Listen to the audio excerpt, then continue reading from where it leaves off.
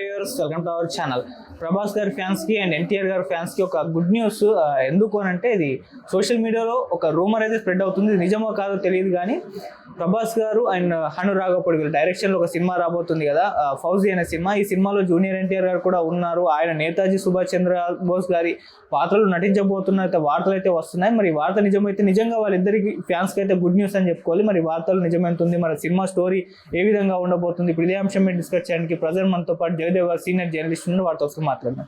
నమస్కారం sir. Fauji cinema Hanu Raghavapudi గారి డైరెక్షన్లో ప్రభాస్ గారు హీరోగా రాబోతుందని చెప్పేసి వార్తలు అయితే రావడం చూసాం.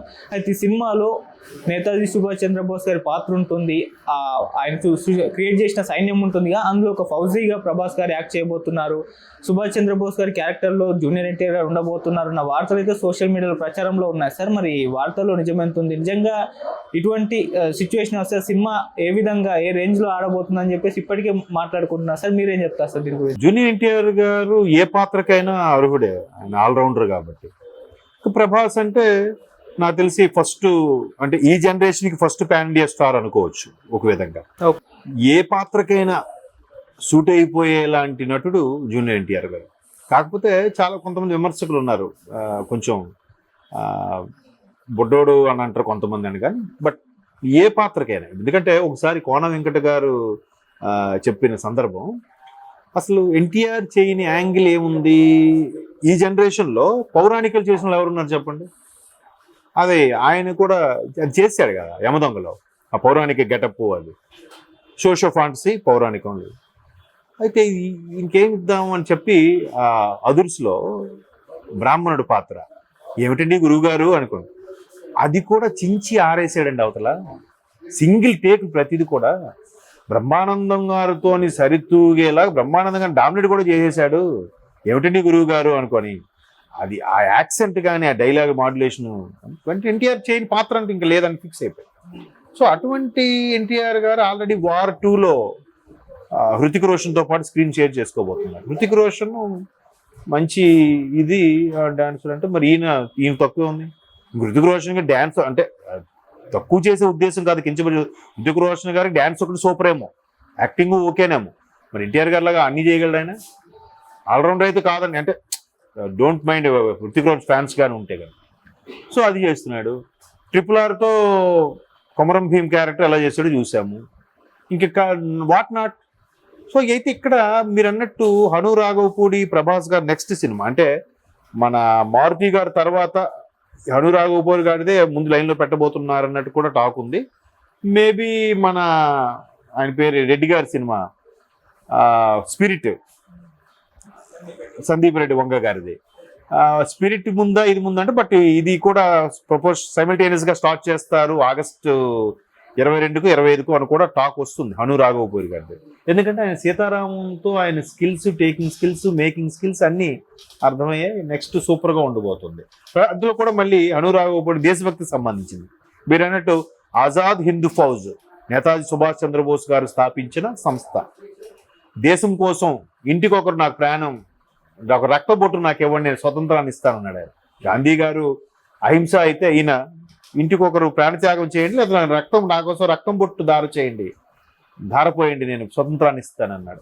దానికి అన్నట్టుగానే మనం ఆ ఫౌజీలో ఒక వ్యక్తిగా, ఆజాద్ హింద్ ఫౌజీలో జాయిన్ అయిన చాలామంది నాయకులు, నిజంగా దానికి బెస్ట్ ఎగ్జాంపుల్ భారతీయుడు 1 చూస్తే అదే కదా. మా నాయకుడు సుభాష్ చంద్రబోస్ గారు పిలుపునిచ్చారు, ఇంటికి ఒకరు రమ్మని, నేను వెళ్ళిపోతున్నా అని చెప్పి హీరోయిన్కి మాటిచ్చి కమల్ హాసన్ సేనాపతి క్యారెక్టర్ వెళ్తుంది.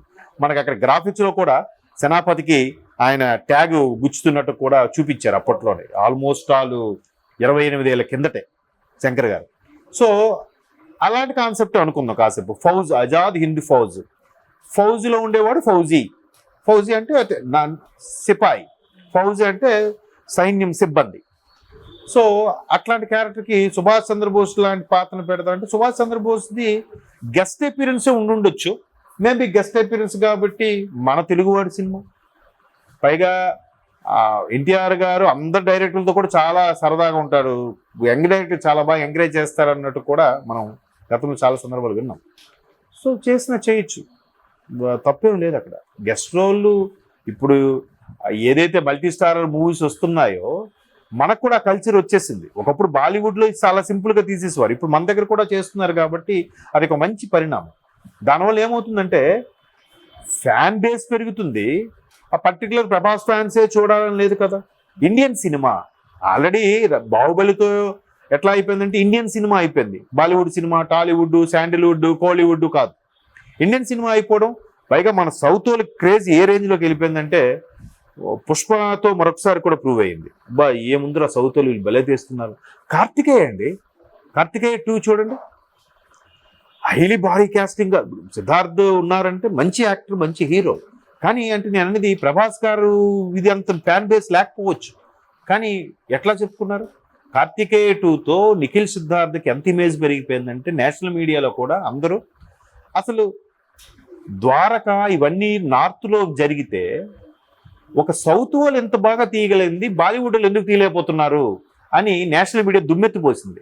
దెబ్బతో ఒక్కొక్కరు ముఖాలు దించేశారు. పైగా నిఖిల్ కానీ, ఎన్టీఆర్ కానీ, రామ్ చరణ్ కానీ, వీళ్ళందరూ కూడా అక్కడ మీడియాకి వెళ్ళినప్పుడు చాలా ఒబీడియంట్గా చేతులు కట్టుకొని ప్లెజెంట్గా ప్లీజింగ్గా మాట్లాడుతుంటే అరే సౌత్ స్టార్స్ ఏంటి ఎంత ఒబీడియంట్గా ఉన్నారు, మన వాళ్ళు బాగా ఎరగండి చూపిస్తారే అనే స్థాయికి వెళ్ళిపోయింది. సో ఇటువంటి నేపథ్యంలో ప్రభాస్, ఎన్టీఆర్, రామ్ చరణ్, ప్రభాస్ వీళ్ళందరూ సమకాలీన హీరోలు. వయసులో తేడా ఉంటుండొచ్చు కానీ ఒరే అనుకున్నంత చనువు ఉంది వీళ్ళకి. ఎందుకంటున్నానంటే రీసెంట్గా మనం అన్స్టాపుల్ ప్రోగ్రామ్ బాలయ్య బాబు గారు చేసినప్పుడు ప్రభాస్ గారు ఏదో సందర్భంలో రామ్ చరణ్ గారికి చేశారు. ప్రభాస్ గారితో పెళ్లి విషయంలో బాలయ్య గారు రామ్ చరణ్ చేశారు. చేస్తే ఒరే శరణ నా పరువు తీసేకరా అన్నాడు ఆయన. అంటే మళ్ళీ మహేష్ బాబు, ఎన్టీఆర్, రామ్ చరణ్ ముగ్గురు మళ్ళీ ఫ్యామిలీ ఫ్రెండ్స్. ప్రభాస్ అందరితో డార్లింగ్ ఉంటే చాలా హెల్ప్గా ఉంటుంది. బట్ చేయడానికి ఏముంది, హృతిక్ రోషన్ సినిమానే ఈయన ఒప్పుకుంటున్నప్పుడు అందులో ఎంత కీప్ రోల్ ఉందన్నది ఇంక మనకు తెలియదు సినిమా రిలీజ్ అయితే కానీ వార్ 2లో. బట్ ఇక్కడ ప్రభాస్ గారు అంటే ఎందుకు చేయరు. పైగా మన తెలుగు వాళ్ళ సినిమా, పైగా నేతాజీ సుభాష్ చంద్రబోస్ లాంటి పాత్రలు మళ్ళీ చేసే అవకాశం వస్తాయి ఎవరికైనా చెప్పండి. అదంటే పెక్యులర్, దాన్ని ఏమంటారు, పేట్రియాటిజం, ఒక దేశభక్తికి సంబంధించిన పవర్ఫుల్ లీడర్ క్యారెక్టర్. ఎప్పుడైనా సరే చూడండి, స్వతంత్ర సమర పోరాటం అంటే ఫస్ట్ ఎవరికైనా గుర్తొచ్చింది గాంధీ, నెహ్రూ అనేస్తారు, నేతాజీ సుభాష్ చంద్రబోస్. ఎందుకంటే గాంధీ గారు ఒక చెంప చూపిస్తే ఇంకో చెంప వాయించమన్నారు. సుభాష్ చంద్రబోస్ ఏమన్నారు, ఒక చెంప మీద వాయిస్తే నువ్వు 2 చెంపలు వాయించని తిరిగి చెప్పాడు. ఈయన చేతులు కట్టుకుని కూర్చోవద్దని చెప్పాడు. సో ఆయన పాత్ర కూడా చాలా ఉంది స్వతంత్రంలో. అఫ్కోర్స్ చాలా మంది వెలుగులోకి రాలేదు. ఆయన జర్మనీ లాంటి దేశాల సపోర్టుతో ప్రపంచ యుద్ధంలో టైంలో కూడా బ్రిటిష్ వాళ్ళని పోయించాడు. స్వతంత్రం రావడంలో కీలక పాత్ర నేతాజీ గారిది కూడా ఉంది. గాంధీ గారిది ఒకటే అయితే ఈయన రెండు చక్రాల మీద నడిచింది స్వతంత్ర పోరాటం అనేది. బట్ సిద్ధాంతాలు వేరనుకోండి. సో అటువంటి పవర్ఫుల్ క్యారెక్టర్ చేయాలంటే ఎవరైనా నో చెప్పే ఛాన్స్ లేదు. పైగా మన ప్రభాస్, మన తెలుగు వారంటే ఎందుకు చేయరు, చేస్తే ఇంకా కన్నుల పండుగ ఉంటుంది. బట్ ఎన్టీఆర్ కూడా ఏ పాత్ర ఇచ్చినా దానికి న్యాయం చేస్తారు అని ఫిక్స్ అయిపోవచ్చు మనం. There is no second thought. అబ్బాయి